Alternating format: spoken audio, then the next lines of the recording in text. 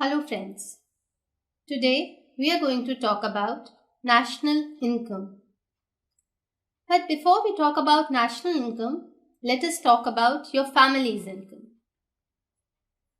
Suppose in your family your father gets a salary of 50,000. Your mother is also working, she also earns 25,000 rupees per month. And suppose if you have an elder brother who's also working in MNC and he gets around 15,000. So the total family income, your monthly family income would be around 90,000 rupees.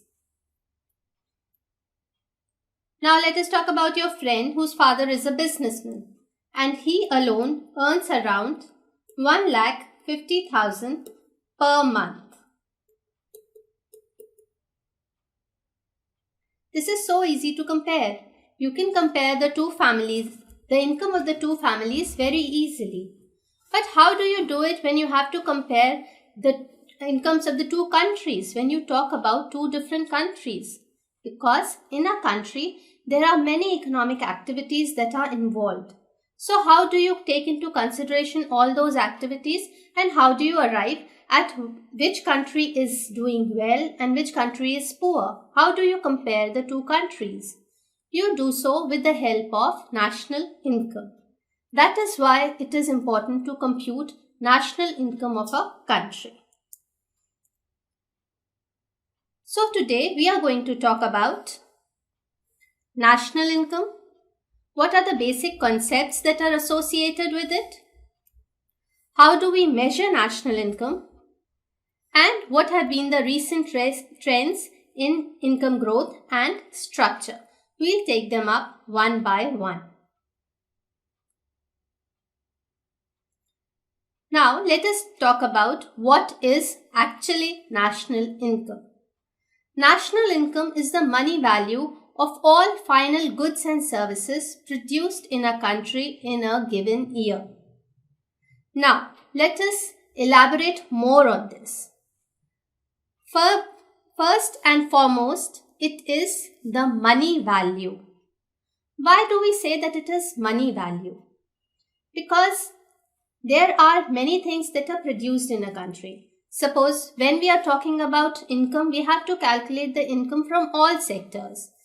Like we have to calculate how much the production of milk is in a country, how much amount of that is sold, or suppose cloth production or wheat production.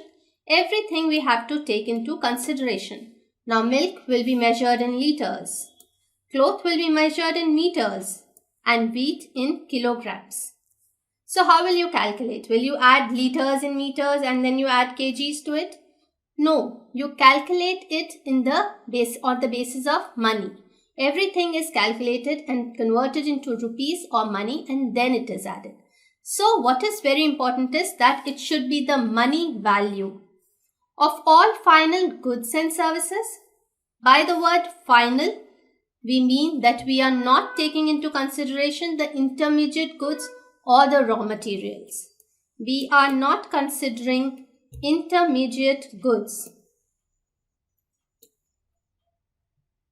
What are intermediate goods? Intermediate goods are production by firm A, or the output of firm A is the final output, but it may be an input for firm B,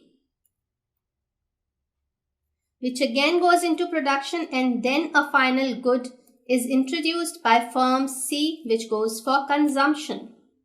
So we'll not talk about the output of firm A or B. We'll talk about the output of firm C, which is the final good and which is going to be consumed. For example, suppose wheat is brought from the market, then a flour mill owner converts it into flour, then a baker buys from him and converts it into bread. So we are not taking into consideration the price that has been paid for wheat or the price that has been paid for flour. We will take into consideration the price that is paid for the bread. So now you know we talk about the final goods and services that are produced in a country during a period of 1 year.